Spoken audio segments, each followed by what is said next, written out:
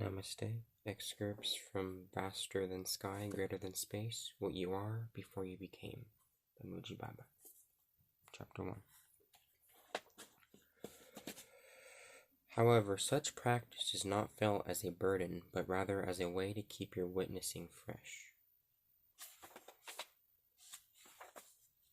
All that we refer to as being ours, our body, our mind, our emotions, is not what we are essentially. We only think we are the body. Usually our experience of life is not I am consciousness, instead it is I am the body that has consciousness. But let us take a moment to really look at this idea. It is not the body that says I am aware of you. The body hasn't said anything like that. The body makes various kinds of noises, but I don't think that it has written a book yet or made any grand statements. The body is innocent in all this. Rather, it is you who says I am aware of the body. We are all living in time bodies. From the birth of this body, each of us is like a candle that has been lit and is burning down through the course of our lives, and at some point the flame of the body will go out, but you are not essentially the body, the senses, or the mind, because they all report to something that observes them. Suppose you had parked your car outside and someone said, "There's a blue car with the lights left on." You would say, "Oh, that's mine," not "that's me." Similarly, we say, "This is my body, it is not me, because I am here to perceive it. I am looking at my hand is not looking at me, my hand, not me." My eyesight used to be so good that I could read a license plate from 100 yards, but now I can't even see you, my sight, not me. I used to believe this, and I used to believe that, but now I give up those beliefs, my beliefs, not me. My memory used to be really sharp, but now I have trouble recalling what happened a few days ago. My memory, not me. A relationship collapses. My life is over. No wife, no life. My life is finished. Not me. So if you leave aside all these things that you say belong to you but are not you, everything else is seen as secondary to who you are. The true self is primary. What we are is consciousness. The body is the vehicle through which consciousness can taste experiencing, and in the human form, consciousness has the capacity and opportunity to realize its own source, and thus come into a direct experience of this. Currently, there is a belief inside of you humming, "I am the body." To discover our source being, we must find out who or what the I is. Is it really the body? The feeling "I am the body" is itself a thought. It might feel like a very deeply held conviction, but that doesn't make it real. I'm not asking you to get beyond this identification with the body just like that. No, leave aside the thought that you are the body or you are not the body. Just come to the point of recognition that something is here that is aware of the body and everything else that arises for you. That very awareness that the body and the senses seem to report to is also aware of objects, of the sense of distance, height, weight, of the sense of I and otherness. Everything is reporting to this essential inner perceivable principle, isn't it? But the awareness itself is not caught in the bubble of experiencing. It is your very own immeasurable self. Look, confirm, and be one with the awareness itself. The awareness self.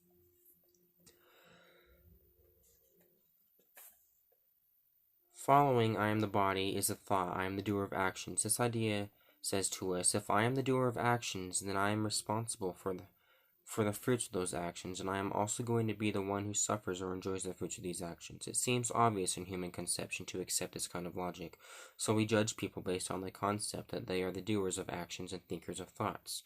But those who have gone a bit more deeply into their own introspection have come to see that it's not quite true that we are independent entities so firmly in the driver's seat. The vital force, the animating power of the universe, is somehow moving in each body and activating even the movements of thoughts, sensations, and apparent decisions. All this is happening in the presence of the witness consciousness, which itself cannot be said to be a happening.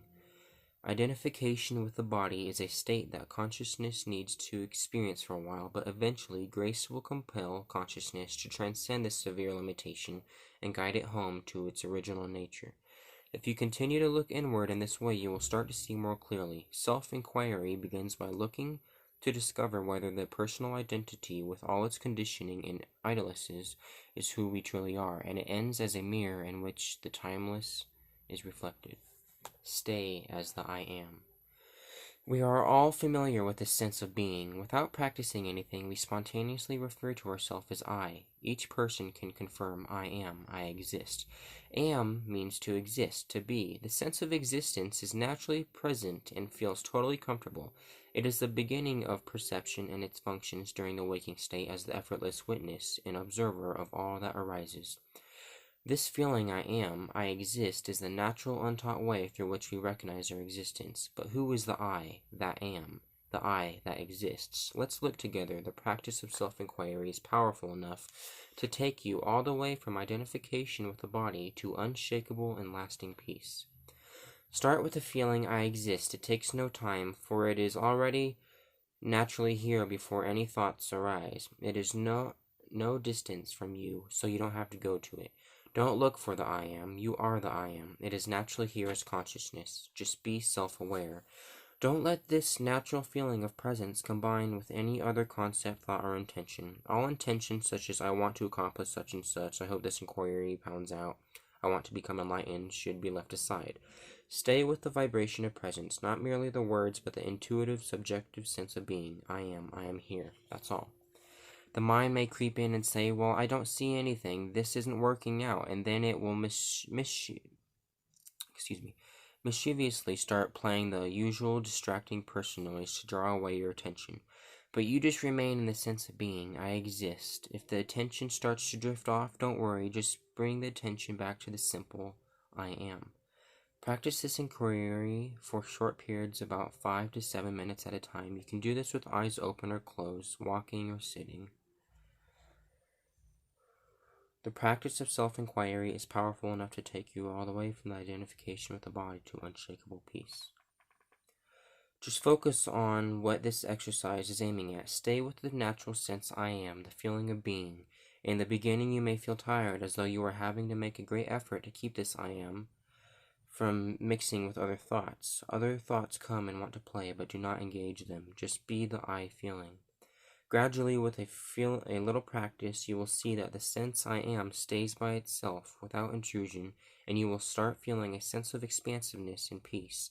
A natural feeling of wanting to stay more in the state will develop, but just start out like this, with brief periods of 5 to 7 minutes of self-observation.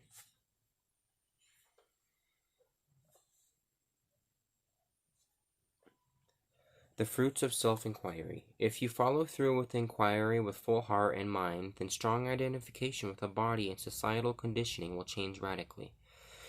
That is a change in the idea of who I am. It is a shift in orienting from being in the conditioning from I am